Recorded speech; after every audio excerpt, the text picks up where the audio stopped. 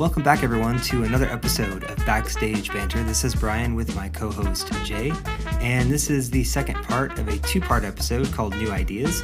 And in this episode, we're talking about the changing trends in education and the future of learning and how future generations are shifting the way that they want to learn. It's less traditional and less university-based and more a la carte and kind of what they're most interested in, which I think is really cool. We're also going to continue talking about some of the ideas we were discussing in the first part, but also going to talk about a few more. And we're even going to talk about where you should put your toilets in an event when you're putting one on. So stick around till the end, and hope you enjoy.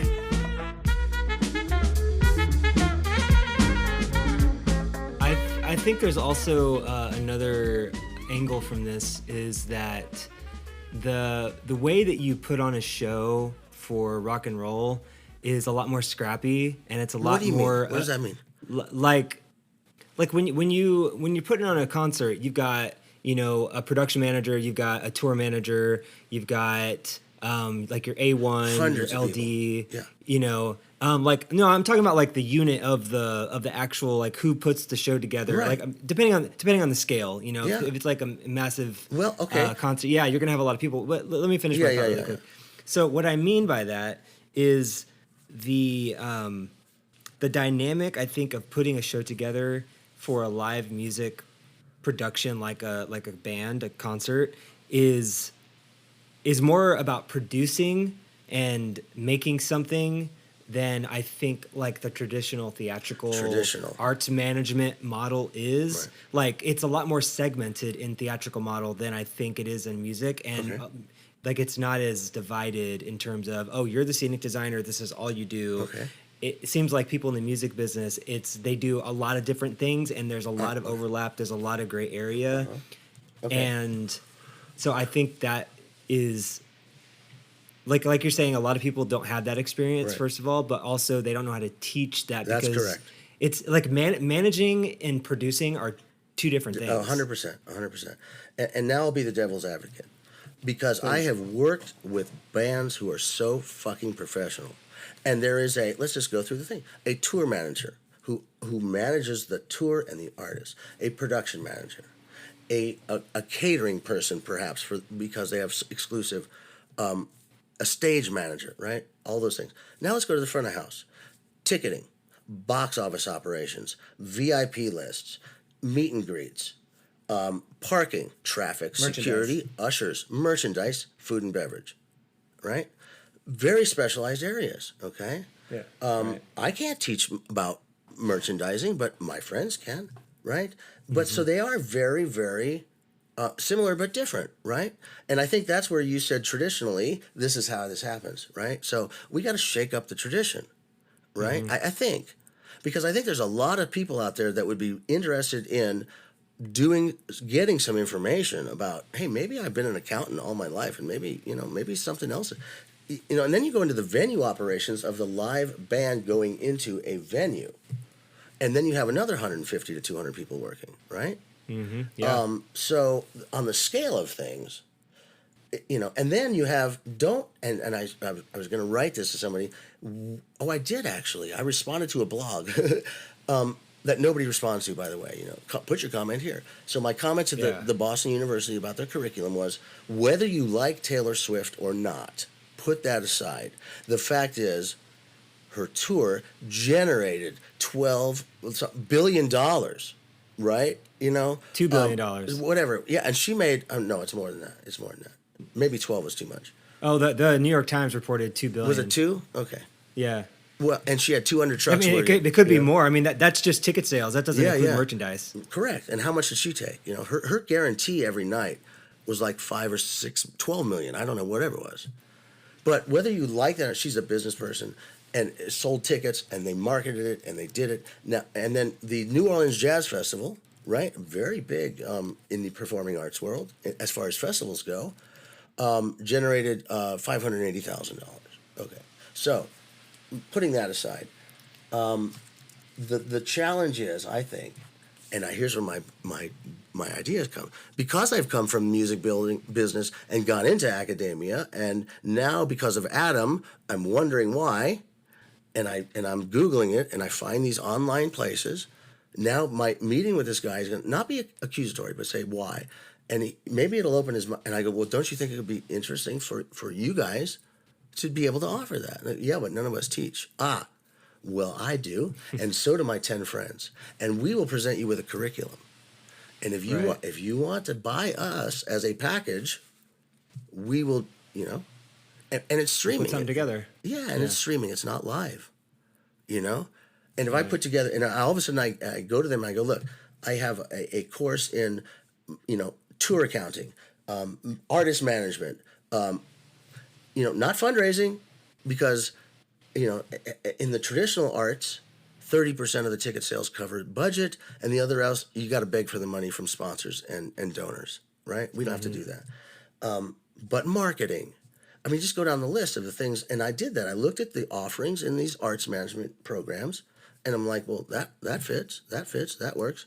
Oh, venue operations, okay, yeah. Well, guess what? There's a lot of that stuff that doesn't even come into play in traditional theater. Like, I never took a course over front of house or food and beverage or managing anything in the front. Like, I think there's a lot that can be taken from a course like this that can also be applied into the curriculum that already exists for a lot of different things, for opera, for ballet, for all the things. Yeah. Because there's always someone who's running box office. There's always someone who's running guest service operations, Ushers. VIP. Like that shit is always around in Security. every production. Yeah. Facility, and building management. That stuff is never discussed. Never. At least for me, it was never discussed in any of the curriculum that I ever took. Like, through my master's degree and my bachelor's degree, never once any of that was brought up to me. And why? Because they don't know. Maybe. Yeah, and well, they're not qualified to teach it. Mine, a lot of my curriculum was based on like technical theater and stage management, and it was all back of house stuff. So in a way, it's sort of like, okay, because it was teaching you. What was your MFA in though? Stage management. Okay, now look at arts management programs. You know what I'm saying? Like, that's a more generalized managing director, artistic director. All of these general things. General manager.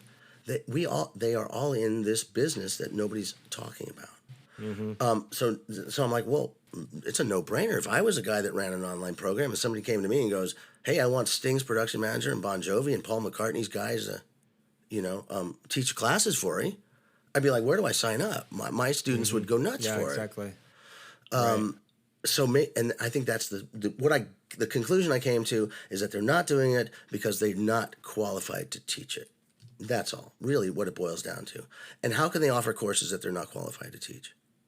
These other online courses, like, we have professionals all over the industry, and then I look at like Cal State Northridge, which is trying.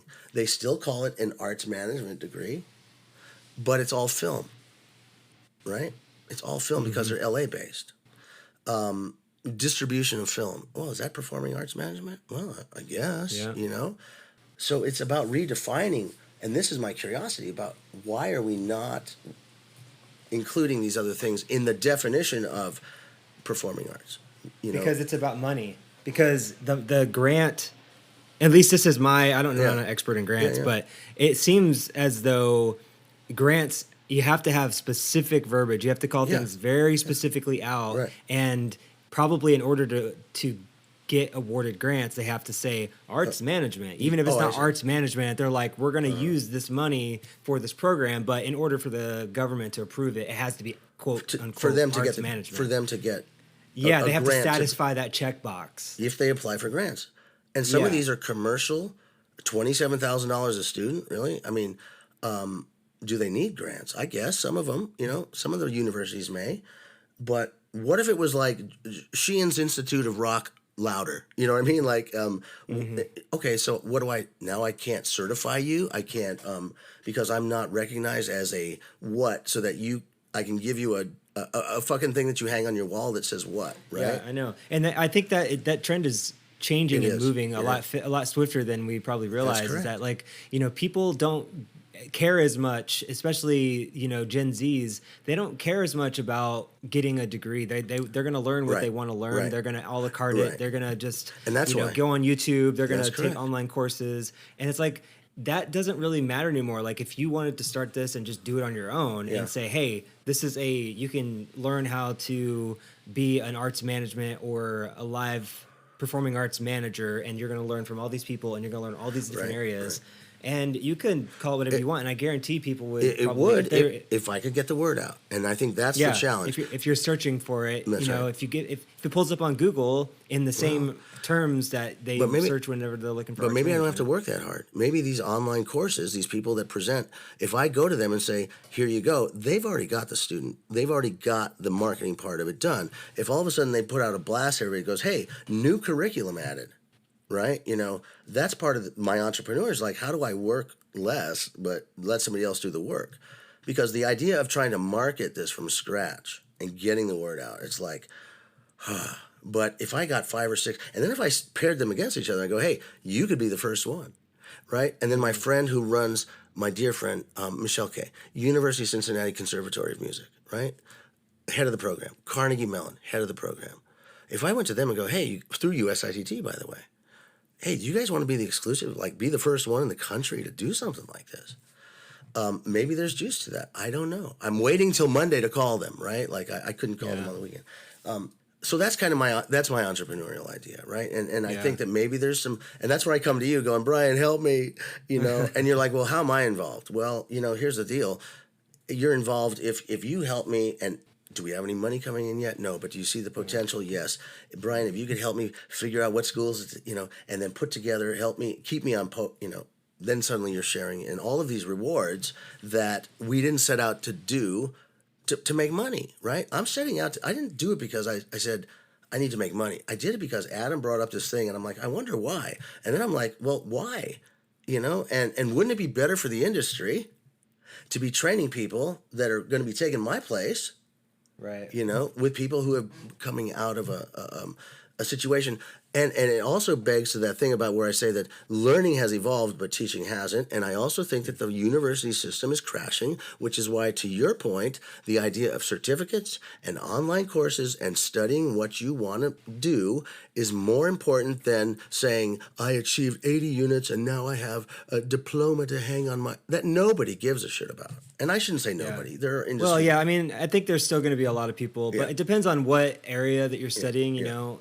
But if it's like an entertainment, I mean, we've gone back and forth about whether or not it's even worth going to school for live theater, just in general at all. Like, do you need to? Yeah. But I think there still will be some people that are still going to want to go. They're still going to want to get that. I went to college, I graduated from Harvard or wherever. You're not going to be a scenic designer without going to some kind of training. You know what I mean? Yeah, I just think that. Training. Yeah. But as a stage manager, take my class and then go stage manage. Mm-hmm. Because you're going to learn by failing. You're going to learn by that. And some of my colleagues don't get that as part of my approach. Why I don't go to tech is not because I'm going to the beach, fuckers. It's because I want my stage managers to be able to wiggle out of shit. And by the way, I talk to them every day. It's not like I just don't show up, right? And for them to go, when they hear, oh, no, it's part of my pedagogical approach, however you all want to talk about that. The way I learned, right, was by doing, and that's how I do the theory shit in the classroom and then do it. You go and do it. And if I'm there to throw the net and catch you every time, you're not going to learn. Yes, I will be there for the first beginning of it, but at some point I back out and I let you wiggle yourself out of shit. And these scholars, don't get it. But anyway, don't get me started. Yeah, I know. I hope you're all listening. So then I'm thinking, well, Live Nation's too big, right? It's too big.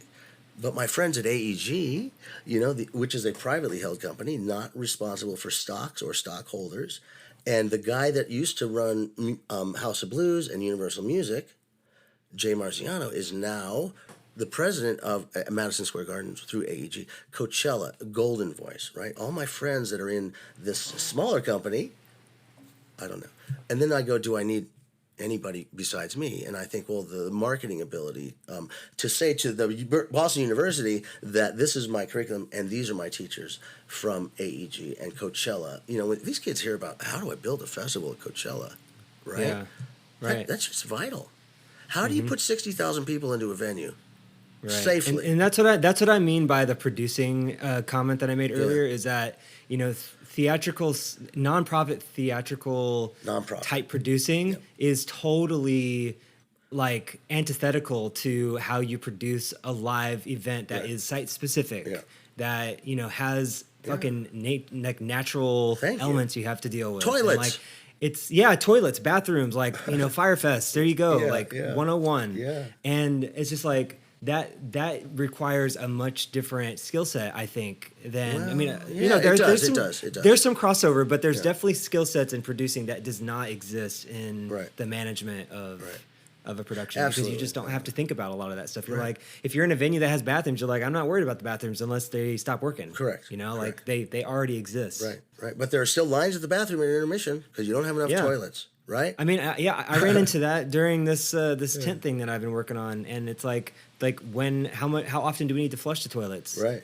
That was a conversation that I had to bring up. I was like, well, what's the schedule? Because these toilets are going to overflow faster than you think they are. My God. And it's like no one thought about that. And it's like when you don't think and you don't have that mindset of oh, hey, we have to consider everything on the table.